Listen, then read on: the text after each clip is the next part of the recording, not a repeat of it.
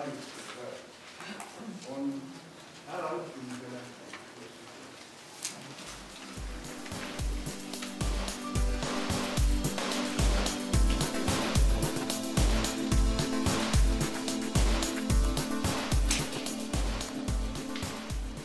Edasi, kui interpreteerida seda vanasõna, see vanasõna on hiina keeles üleval ka aastasel leheküljel. Hiina on selle terapeutilise leidnud.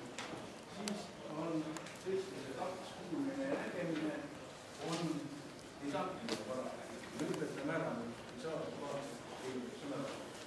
Egoistiline paradigma, sisetegemine, kätega tegemine, mis on.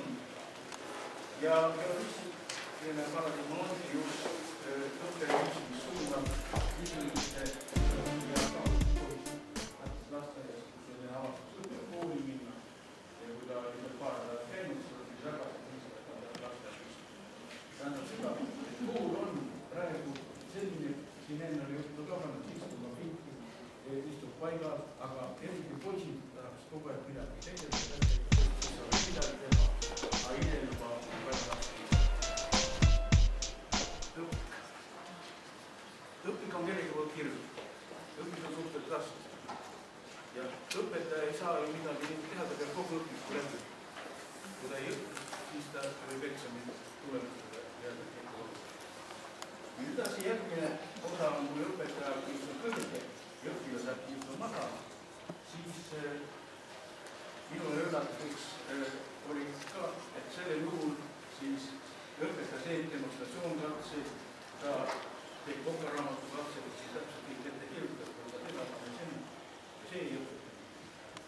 Kui me muretsesime praegu kõik õpikud ja õppevahendid ja ei kasutaks uut paradigmat, avastusel suunatud meetodit, siis koolisid. See on väga oluline. Just nüüd edasi on siin, kui on õpilase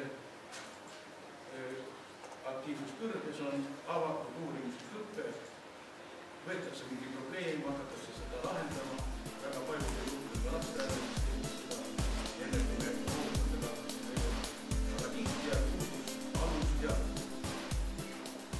Ma võin probleemi võtta, aga midagi ma ei tea, järelikult ma ei saa. Siis saab tekib ka iga osa iga. Ja nüüd viimane on siis suunatud uurimusõppe. See on siis kui õppekava, mis on välja töötatud